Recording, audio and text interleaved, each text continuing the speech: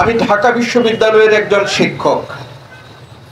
আমি বিবেকের তাড়নায়, বিবেকের যন্ত্রণায় ঢাকা বিশ্ববিদ্যালয় ক্যাম্পাস থেকে বের হয়ে আজকে রাজপথের আপনাদের এই আন্দোলন কর্মসূচির সাথে একাত্মতা ঘোষণা করতে এসেছি। সংগ্রামী বন্ধুরা, আপনারা জানেন গত ১.৫ দশক বাংলাদেশে কোন ধরনের স্বৈর শাসন ব্যবস্থা পরিচালিত হচ্ছে।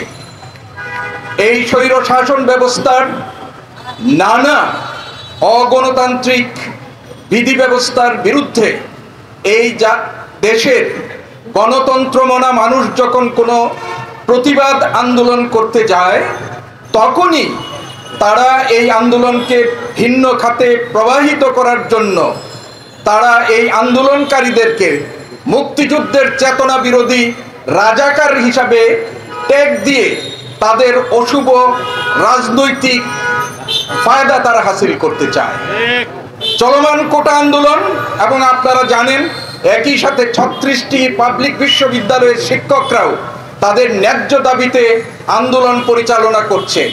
সেই আন্দোলন কর্মসূচিগুলোকে কটাক্ষ করে সরকারের বিভিন্ন মহল এবং দায়িত্বশীল মন্ত্রী থেকে শুরু করে ক্ষমতাসীন রাজনৈতিক দলের নেতৃবৃন্দের যে কটাক্ষ, তাদের যে অবমাননামূলক বক্তব্য এবং অসম্মানজনক বক্তব্য, সেটি আপনারা লক্ষ্য করেছেন।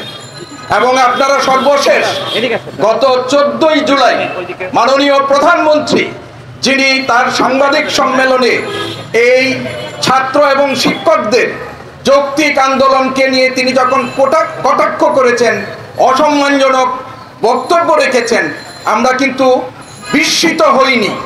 কেননা তার কাছে শাসক হিসাবে বা প্রধানমন্ত্রী হিসাবে এবং একটি রাজনৈতিক দলের সভানেত্রী হিসাবে এই ধরনের বক্তব্য আমরা হরহামেশাই শুনে আসছি। এই ধরনের বক্তব্য কারা দেয়? যারা স্বৈর মানসিকতা শুধু সম্পন্ন নয়, যারা নিজেদেরকে ফিউডাল লর্ড বলে মনে করেন, তারাই এই ধরনের বক্তব্য প্রদান করে থাকেন। এবং এই বক্তব্যের কনসিকুয়েন্স আমাদের জাতির উপর কিভাবে পড়ে সেটি আপনারা গতকাল ঢাকা বিশ্ববিদ্যালয় সহ পাবলিক বিশ্ববিদ্যালয়গুলোতে আমাদের এই ন্যায্য দাবিতে আন্দোলনকারী ছাত্র এবং চাকরি প্রত্যাশীদের বিরুদ্ধে যে আন্দোলনকে নস্যাৎ করার জন্য যে পেটুয়া বাহিনী দিয়ে নির্মম নিকারজনক আক্রমণ করেছে, সেটি তারা লক্ষ্য করেছেন।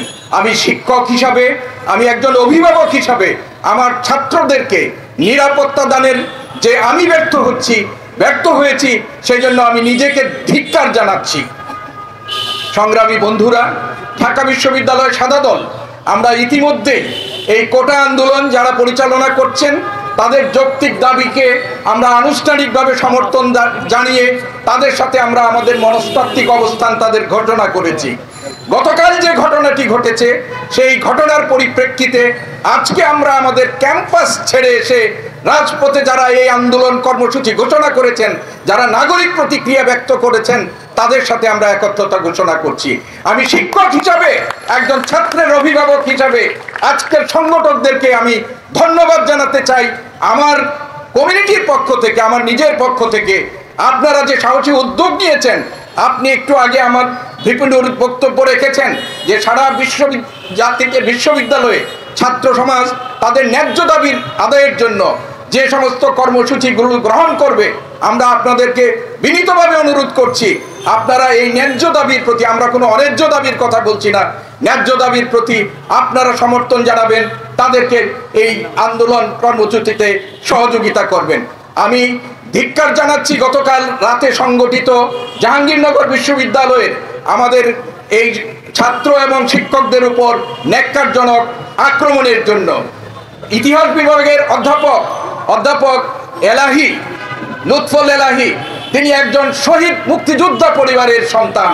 তার পরিবারে আমার জানা মতে 4 জন শহীদ হয়েছেন মুক্তিযুদ্ধে, কিন্তু এই মুক্তিযোদ্ধা পরিবারের শহীদ পরিবারের সন্তান হিসাবেও তিনি তার ছাত্রদের ন্যায্য দাবির পক্ষে অবস্থান নিতে যে তিনি সরকারের পেটুয়া বাহিনীর গুলিতে গুলিবিদ্ধ হয়ে তিনি জীবন মৃত্যুর সাথে পাঞ্জা লড়ছেন।